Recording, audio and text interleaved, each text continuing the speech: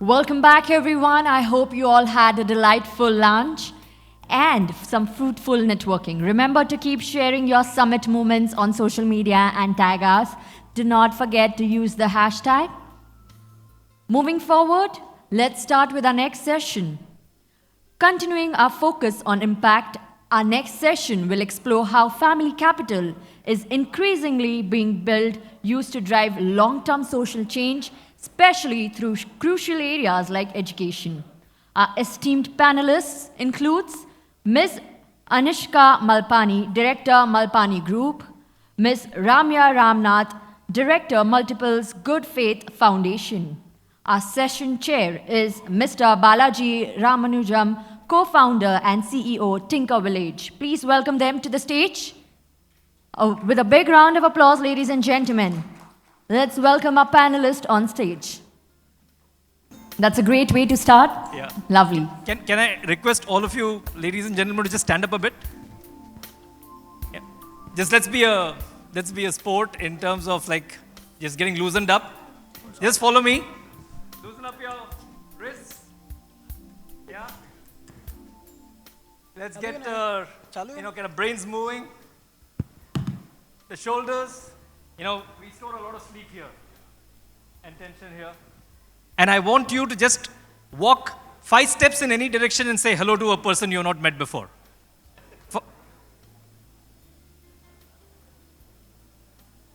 Yeah, of course, introduce yourselves as well. We'll take 30 seconds and then we'll get going.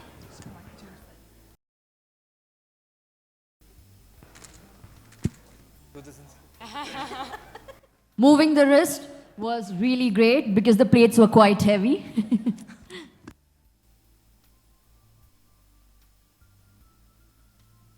All right, over to you. Yes. All right, good afternoon, everyone. Can you hear me? Yes? Okay. So I'm Balaji Ramanujam. I'm co-founder and CEO of Tinker Village. We are an AI-powered experiential learning platform that is helping build future skills in children in the K-8 space. We work with schools across the board, from no-fee schools to the top international schools. Now, education is really the anchor point for any social change or impact. And it's my privilege to bring that perspective with a couple of educationists here in that sense into this topic on going beyond profit, building a legacy through social and community impact. As we heard throughout the day, the world of family offices is undergoing like a lot of shifts thanks to what's happening in the world. According to a Deloitte study, 76% of millennials in family offices are making different choices, more towards social impact and allocating resources into sectors like clean energy, education, healthcare. When it comes to the next generation and wealth, it's not just wealth transfer that's happening. The next generation is rebuilding their inheritance. And with me today are 2 leaders, women I admire, who are doing just that, next generation leaders. I'll start with Ramya. Ramya Ramnath leads the Multiples Good Faith Foundation. And she is building a high-touch model that empowers women through education. Now, and that's what she does at work, but I had the good fortune of knowing Ramya now for more than a decade and following her career. And I must say, I'm absolutely impressed with how you have built your career, Ramya, in the single-minded pursuit of impact and depth. You've gone deep in everything that you have done. So, extremely impressive. Welcome to the panel. Thank you. Thank you. We also have Anishkaa Malpani of the Malpani Group. She's the backbone of the group's foray into education, bringing your own imprint around helping children build holistic skills and develop holistically, right? And also build future readiness. And it's, you talk about it a lot in your LinkedIn post, for example. And I got to know Anishkaa through the Tinker Village journey. And what struck me about her is, regardless of the forum, I've seen her in multiple forums, she's always, at a place where she can observe the whole space. And she's listening, learning, connecting the dots intently, and very patiently. I think you're setting yourself up for a very long innings in this space. And may that happen. Yeah, welcome, Anishkaa. Thank you. Thank you so much, Balaji. Excellent. Maybe this conversation today is, it's a very personal conversation. It is about their stories on what they're doing, the paths they chose, what got them here, and where do they want to go from here. So maybe, Ramya, we can get started with you. If you could just share a little bit about, what your work and maybe one initiative that you're really proud of. Thanks. Thank you, Balaji. So a little bit about the work that we're doing at Multiples Good Faith Foundation. Our focus is on how do we empower women from low-income communities to achieve their full professional potential and to build their economic agency in their family and their community. And we do this through the MGFF scholarship program. It's a comprehensive program that goes beyond just financial support to build the women of the future of the workforce. I think the one thing that, and since you talked about depth, the one thing that I'm particularly proud of the work that we're doing at MGFF is that when we look at a scholar, despite the fact that we're moving towards scale, when we look at a scholar within our program, we look at comprehensively what do they need. It's not just about the financial support, but what is every roadblock or every social stigma or structure that could hold them back, and how do we make sure we knock those down so that they're well on their way to achieve success. So whether it's finding them corporate mentors, giving them the exposure that I had the privilege of getting in my life, giving them internships, giving them skilling programs, soft skilling for workplace readiness, every single tool that they can have in their tool belt to make sure that they thrive. And with about 35 students who have graduated from our program so far, we have been able to see that that really does, that extra mile makes the difference. Thank you. And we'll get to some of those points as we go forward for sure. Anishkaa, what about you? What the work that you're doing and something that you're proud of? Well, to start off with, I was always not in education. I come from a very corporate background, management and marketing. Education for me was very accidental. And in fact, the first year when I was at schools, I was running schools in a way where I used to straight go to the admin office and focus on operations, focus on building systems and processes. And I think it was eventually after the first 6-7 months where I had one day free and I decided to go and sit inside the classroom. And I realized that my definition of running a school for all this while was very different from what should actually be happening. Since then, my focus has been on creating innovative learning experiences for children, focusing on, a lot of focus on skill development. And we have identified the top 5 skills that we want to work on: critical thinking, creativity, problem solving, emotional intelligence, and a lot of self-learning. So most of my work revolves around creating and designing curriculum that supports such skill development, and a lot of personalized learning and community engagement. Yeah, and if I may just stay with you for a bit, why this route? What got, what spoke to you? Why do you think this is important? So when I was in college, I was a part of the placement committee. So every student that used to come for placements, I used to observe what the recruiters are judging them on. All of you here, tell me today, would you hire somebody who scored a 90-95% in their 10th or 12th? Or would you hire somebody who's strong with these 5 skills? Second, exactly. And after visiting multiple schools across, not just India, even Dubai, because we've been exploring Dubai, we've realized 90% of the schools are not providing this kind of support, resource, and learning to children today. And that is where my interest in education kind of really grew, and I figured out that this is what I want to do for the rest of my life. Wonderful. I see long innings. I was right. Okay. And you chose to go down the route of women empowerment through education in a very deep model, right? I mean, you work with very few people, but very deep. Why? So I think both of us, all 3 of us on the stage actually are driven by the power of education to transform lives. But when we speak about it, education happens at different levels. You can talk about school level education, higher education, formal education, and education that happens beyond. And through my personal experiences, because I intentionally chose this education sector right when I started my career, so it's been a little over 10 years now. The power of education to transform lives and not just give you the additional step up happens only when it happens in a 360-degree way. That was kind of the belief that spurred this approach. Our approach with working deep with smaller number of scholars was also because I also believe in the power of role models. Being the daughter of a role model and hoping to become one myself, what we wanted to do with the students we work on is get them to achieve a level of success such that they're also making breakthroughs in their community and becoming change makers in their society. And that is a kind of, to make that kind of impact, to get women to that level from somewhere where they've been completely oppressed to becoming change makers in their society, it requires deep work. And that's the journey we're on right now. And whenever you go deep, you also, there's a trade-off with how much breadth of impact you can get, and there's no right or wrong. Like, how do you frame that question for yourself? Do you want to go for, I heard you say you want to go for scale as well. Like, what does that mean, and like, how do you want to go about it? Absolutely. So it's not that we do not want to scale, or not even that we don't want to scale right now. We are very much on a journey to scale. But what I mean to say when I said focus on depth is, before you can scale, because we're working in such an intensive program, make the program so robust. And that's what we spent the first 3 years of our scholarship doing. Our batch size was very small. We started off with just 20 scholars.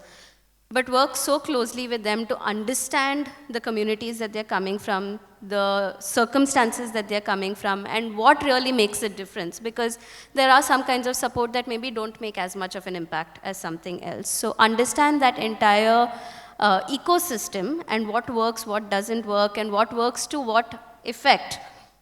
And once we've perfected that, we are now on the next phase of our journey, which is that we've built the process. We've actually invested a lot in technology in the last few years to build a tech-based platform for us to be able to scale up the processes that we have perfected. And now we can go on the journey to scale. I think that's what's made the difference, is to say, let's perfect the impact first and then take it to scale, as opposed to starting with scale where you're not always able to measure the impact that you want to do.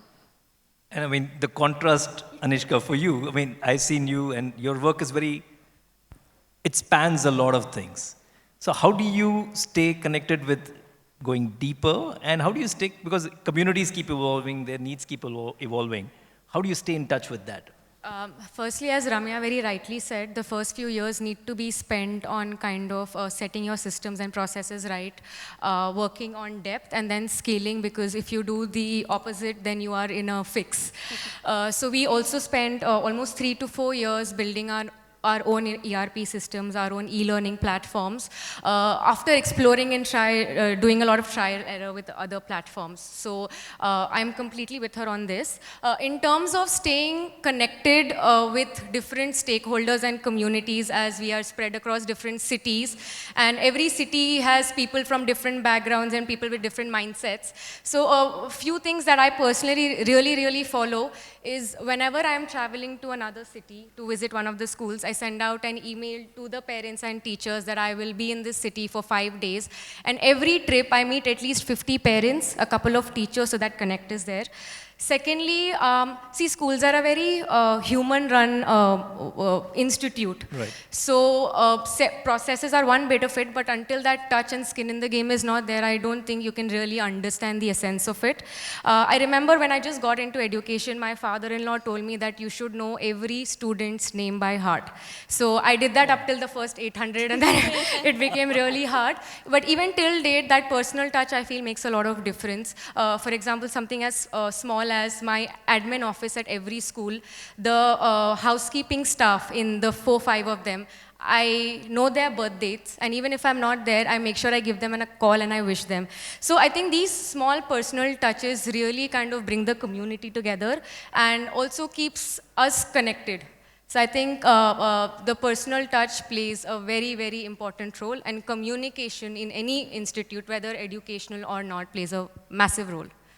Awesome. So now that was just to get the audience also a feel for the kind of work they're doing, the energy, the forward-looking aspect that they bring to it. But you touched on something, your father-in-law saying, remember the names of, let's get back to the family, as part of the family office summit. So walk us through, what you're doing in the context of what the family focus areas are in this space.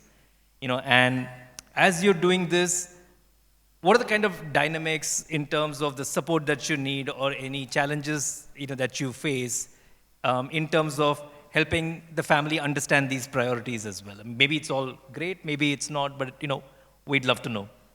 So Malpani Group is into multiple things. We are into real estate. We are also into chewing tobacco. We are into entertainment.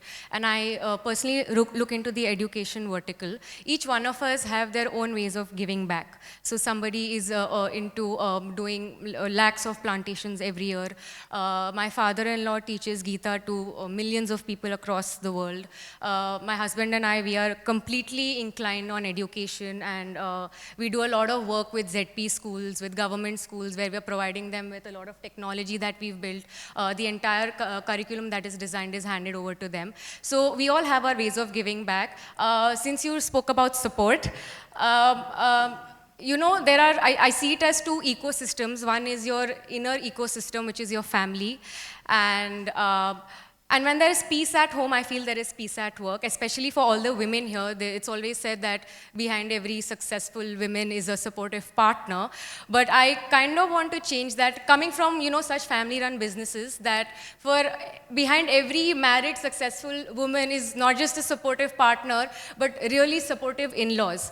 Very surprising, I have met a lot of people from very big family-run businesses.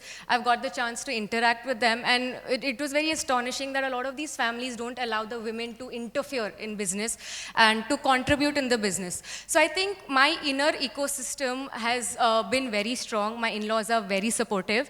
And I think that for me was a major plus point, that I don't have to stress about things, happening at home. They are always there to push me. That is one thing. Then comes the outer ecosystem, which is my all the stakeholders at work. Everybody from the watchman to the teachers, to the students, the parents, all these stakeholders are a very important part of this ecosystem. So staying connected with them, constantly communicating with them, and honestly, even though we are educators, I think we should first be learners ourselves and not a know-it-all. So always meeting students, sitting with students, understanding what suggestions they have, what new they would like to do, meeting parents. And I think education and parenting, if these two things done right, I think we will have wonderful, accomplished citizens in our country. So that would be it. Yeah. And staying on you for a minute before we go on to that aspect with you, Ramya, staying on you, Anishkaa, any challenge at all that you faced in this journey? So I would like to call ourselves as progressive in terms of education. And certain challenges we usually face are either from parents or teachers. For example, when we wanted to integrate a lot of technology with what we are doing at school, a lot of parents who are also traditionalists, who also believe that the system that they grew up in is the right system to go ahead with. So there has been a lot of that mindset gap between the vision that we have of integrating technology to make things easier, not just for the teachers, but also for students, to make sure that they are engaged, that they have all the resources. So that has been a challenge. Of course, there also comes times when there's a lot of self-doubt and fear of failure, because these parents have trusted you with their child's life. And if you mess that up, that's not something that is okay. So these are the few challenges, and as I said, we are still battling it every other day. When, for example, we had introduced mixed age cohorts where 3, 4, 5-year-olds are studying together. There was a lot of resistance to that how can you make a 6-year-old study with a 3-year-old? But I think that is what education is. When you try new things every day, you experiment new things, and these challenges eventually fade when the results are visible to the parents and the teachers. Absolutely. And so, Ramya, coming back to the family aspect, so, you took a different path from, your mom, and it's a related path, but it's a different path. Was that easy? Was that not easy? How do you frame that conversation? Thanks for that. I did take a different path from her, but largely inspired by her story. I will say the easiest part of me taking such a different path was convincing her. It was the rest of the world that was very confused by my sidestep. Her support was always that she said, I did private equity because that's what I was passionate about. You have to do the same thing in your industry. And that's what kind of took me on this. That being said, 10 years down the line, our paths have somehow kind of come together and started running parallelly. And to speak to that, what Multiples does, while private equity is a well understood business now, the heart behind the business, the purpose behind the business is on how do you channel capital into the deserving entrepreneurs of India who are going to build scalable, profitable businesses within India. And on many levels, we run parallel to that on how do we scale capital or funding and other access to the most deserving workforce, women of the workforce of India, and how do we build them into successful employees, entrepreneurs, and maybe even entrepreneurs. And as we've come down this journey, actually, there's been a lot of co-learning in the way, a lot of how we are trying to build them as scholars aligns with the kinds of entrepreneurs that Multiples is trying to build. We're doing something very parallel and not quite as divergent as one would imagine. In terms of differences or difficulty in convincing of differences, I don't think it really comes to convincing them of education, because education has always been a core value, even for the family, well before the foundation started. It has really, we're not a family of generational wealth. It was really built, my mother's example is one such story of the power of education to transform a woman's professional life. The conversations and the disagreements or debates really gather around the question you brought up earlier, which is, breadth versus depth, and when do you think about scale, and what should scale even look like? And I think it's there that if the purpose of the initiative, whether it's a foundation or any of that, if the purpose is very clear and the conscience behind that decision is very clear, then it becomes much easier to navigate those conversations. Understand. And staying with you, looking forward, and maybe this is personal, but we'd really appreciate your sharing it. What's the kind of imprint you want to leave behind? Absolutely. So even though we're talking about a philanthropy and social impact, and I think we tend to think of ourselves as donors. But as somebody who's running school systems, you will know we always talk about teachers should be facilitators. And I really think of myself and the work that we're doing here at Multiples Good Faiths Foundation also as being facilitators for the scholars that we support. They have the potential in them. I am not giving them that potential. We're just giving them the access, the keys to unlock that and really achieve it. Our goal right now is supporting nearly 200 scholars as of now. In the next 10 years, we're looking at supporting 100,000 women in building their professional life. And I think I would like to be the kind of, the person who has lent a hand in their climb up the success ladder. And Anishkaa, what's the imprint you'd like to leave behind? Well, as she said, we come from, very privileged positions, and there is so much more we can give apart from just wealth. That is one way of giving back to the society. For me, honestly, after I'm gone, these kids that have been with me and walked this journey for 10, 12 years, I would just want them to remember that every time that they smile or laugh, I'm a very humorous person. Whenever I'm at school, I'm having lunch with the kids, my aim is to make them laugh. And even with my teachers, and I just want them to remember that when I'm gone and they laugh or they smile, they should just remember that I always say that don't take yourself too seriously, don't take life too seriously, and take it one day at a time. So yeah, that would be something very intense. Maybe just the last question and then we'll wrap up. So if there's somebody in the audience, who's either a next gen, family office, millennial, or there is one at home among them, and they are starting off on this journey, what is one perspective or tip, short one, that you would share that would help them on this journey? Ramya? There'll be two main points that I think have been guiding principles for me as well. One is that the purpose, before you start work, the purpose, the mission behind the work needs to be very clearly defined, especially when you're doing something as part of a family office. There's going to be many opinions, many contrasting choices that you will have to navigate, and as somebody who's stepping into that role, you will have to make the final decision. And so there has to be one very clearly defined purpose statement that allows you to make those decisions and bring everybody else into alignment. The other is whether you're doing this through a family office, through an independent foundation, through any way. Just because it is philanthropy, the principles of governance, of transparency, of compliance cannot be left behind. And so that is something you need to establish right from day one, even if you're experimenting with the kind of impact that you will have to make. These principles need to keep, you need to hold them in good stead. Very nice.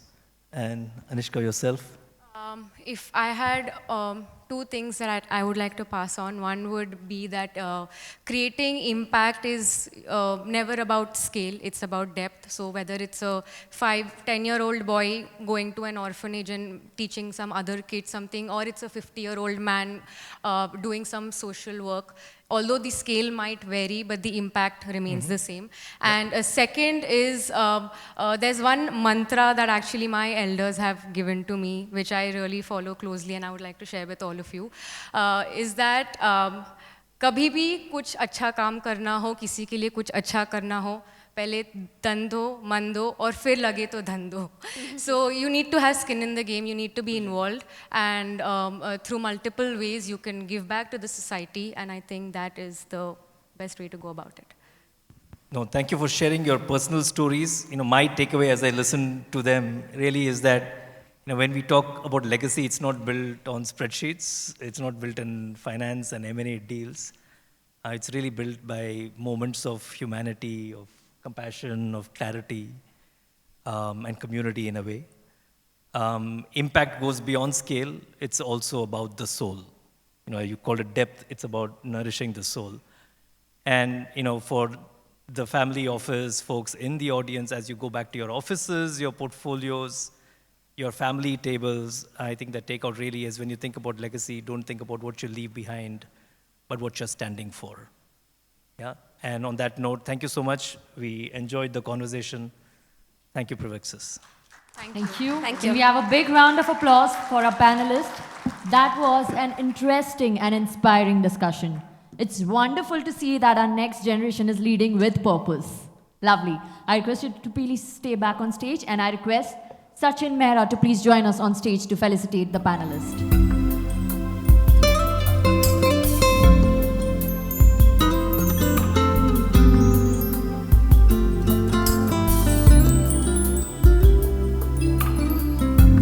Can we have a big round of applause once again as we felicitate our panelists on stage?